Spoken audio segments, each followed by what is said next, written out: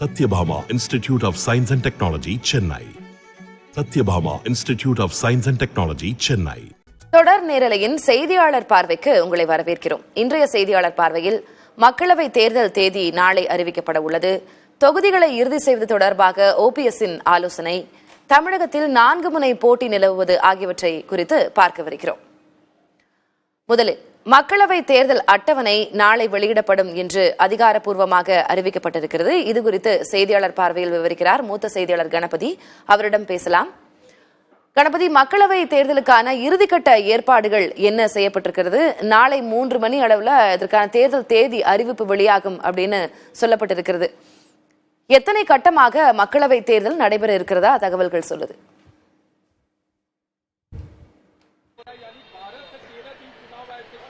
மக்களவை தேர்தலை 7 கட்டங்கள் அல்லது 8 கட்டங்களாக நடத்தலாம் என தேர்தல் தமிழ்நாடு, கேரளா, புதுச்சேரி போன்ற மாநிலங்களில் ஒரே நாளில் ஒரே கட்டமாக தேர்தல் நடத்தலாம். சட்டம் ஒழுங்கு பிரச்சனைகள் ஏதும் இல்லை என்றாலும் ஜம்மு காஷ்மீர், வடகிழக்கு மாகாணங்கள், மேற்கு வங்கம், ஜார்க்கண்ட், சத்தீஸ்கர், ஒரிசா போன்ற மாநிலங்களிலே பல தொலைதூர பகுதிகளில் இருக்கின்றன. பாதுகாப்பு காரணங்களால் ஒரே கட்டமாக தேர்தல் நடத்த முடியாத சூழல் இருக்கிறது. ஆகவே அந்த பகுதிகளிலே பல கட்டமாக தேர்தலை நடத்த வேண்டும். ஆகவே நாடு முழுவதும் ஒட்டுமொத்தமாக 543 தொகுதிகளுக்கு தேர்தலை நடத்துவதற்கு பல்வேறு கட்டங்களாக தேர்தலை நடத்த வேண்டியிருக்கிறது. பாதுகாப்பு படைகளை ஒரு இடத்திலிருந்து இன்னொரு இடத்துக்கு அனுப்புவது தொடர்பான ஆலோசனைகள் இன்றும் நடைபெற்றன.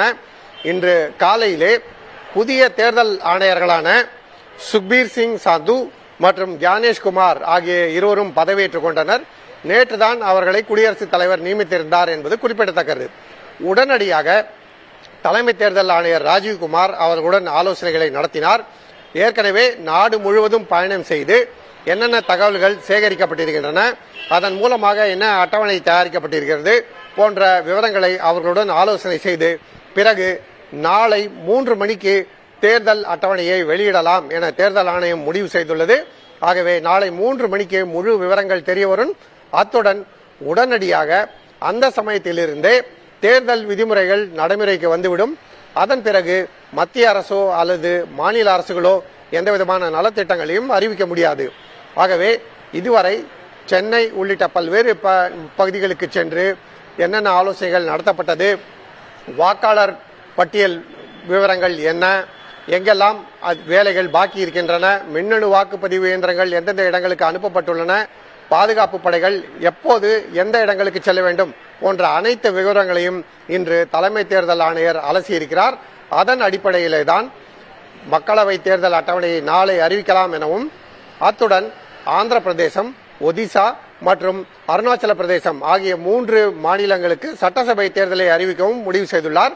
மிகவும் முக்கியமாக காஷ்மீருக்கு சட்டசபை தேர்தல் அறிவிக்கப்படுமா என்கிற கேள்விக்குறி இன்னமும் இருக்கிறது.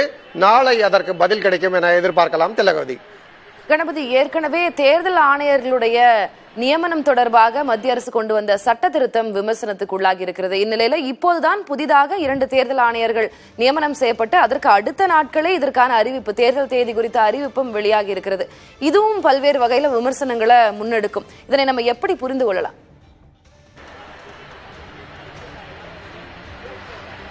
நிச்சயமாக இதை நாம் புரிந்து கொள்வதற்கு இதற்கு முந்தைய மக்களவை தேர்தலுக்கு அறிவிப்பு எப்போது வெளியிடப்பட்டது என்பதை பார்க்க வேண்டும்.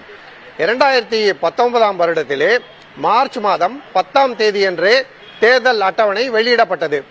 இந்த அறிவிப்பு இந்த முறை மார்ச் 16ஆம் தேதி வரை தள்ளி போயிருக்கிறது.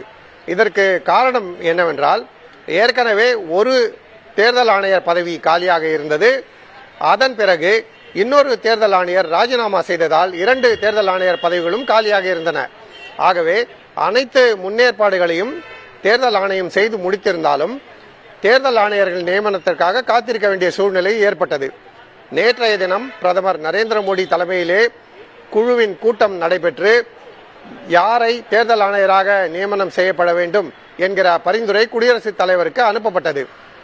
அந்த குழுவின் பரிந்துரையின் அடிப்படையிலே குடியரசுத் தலைவர் 2 தேர்தல் ஆணையர்களை நியமித்தார். முன்னாள் ஓய்வு பெற்ற அதிகாரிகளான சுக்பீர் சிங் சாந்து மற்றும் கியானேஷ் குமார் இருவருமே இன்று காலை பதவியேற்றுக் கொண்டனர். அதன் பிறகு மடமடவென்று பல்வேறு நடவடிக்கைகள் தொடர்ச்சியாக நடைபெற்றன. ஆலோசனை கூட்டங்கள் நடைபெற்றன. சிஐஎஸ்எஃப், சிஆர்பிஎஃப் போன்ற பாதுகாப்பு படைகளைச் சேர்ந்த தலைவர்களிடம் ஆலோசனை நடத்தப்பட்டது. அதைத் தொடர்ந்து நாளை 3 மணிக்கு அறிவிப்பு வெளியிடலாம் என முடிவு செய்யப்பட்டிருக்கிறது.